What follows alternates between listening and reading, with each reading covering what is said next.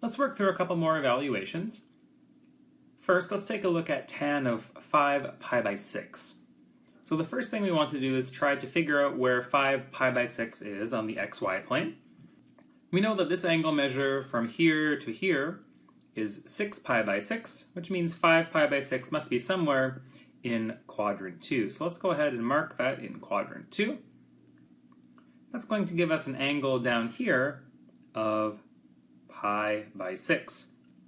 We know that if we think of this length as length 1, then this point here is going to lie on the unit circle, which means that the x-coordinate of this point is going to be cosine 5 pi by 6, and the y-coordinate of this point is going to be sine of 5 pi by 6. Now we know that tangent is the y-coordinate over the x-coordinate, or in our case sine 5 pi by 6 all over cosine of 5 pi by 6. So what we'd like to do is relate this point on our unit circle to this point here in quadrant 1 that has a similar reference angle of pi by 6. Well, you can see that the y-coordinates here should be similar. This tells us that sine of 5 pi by 6 should be equivalent to sine of pi by 6. However, notice that the x-coordinate here is negative and the x-coordinate over here is positive. So that means that cosine of 5 pi by 6 is the negative of cosine pi by 6. We know that sine of pi by 6 is 1/2, and we know that cosine of pi by 6 is root 3 over 2, and we're going to negate this value to get negative root 3 over 2.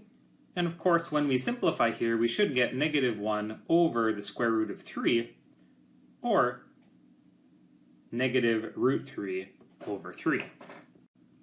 And we can double check that the sign of our final answer does indeed make sense. We were working on 5 pi by 6, which is here in quadrant 2. It's only the sine function here that's exclusively positive. So we do expect our final answer here, because we're evaluating a tangent, to be negative. The last evaluation we're going to look at is cosine of negative 5 pi by 3. Now remember that for positive angle measures, we measure in the counterclockwise direction. If we're looking at a negative angle measure, like we are in this particular example, we're going to measure in the clockwise direction. So that means if we start along the positive x-axis and we move in this direction, this is going to give us negative 3 pi by 3. And if we go all the way around one full rotation in the clockwise direction, we get to negative 6 pi by 3.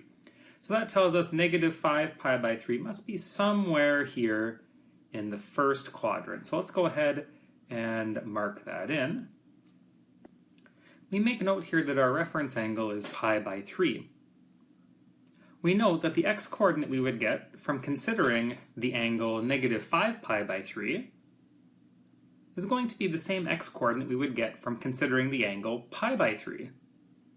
That means cosine of negative 5 pi by 3 must be equivalent to cosine of pi by 3. These x-coordinates must be the same. And we know cosine of pi by 3, this is 1/2. And once again, we can use the cast rule just to double check to make sure that the sign of our final answer is correct. We note that negative 5 pi by 3 does land us inside of quadrant 1, and all of our trigonometric ratios are positive here, so we should expect a positive final answer.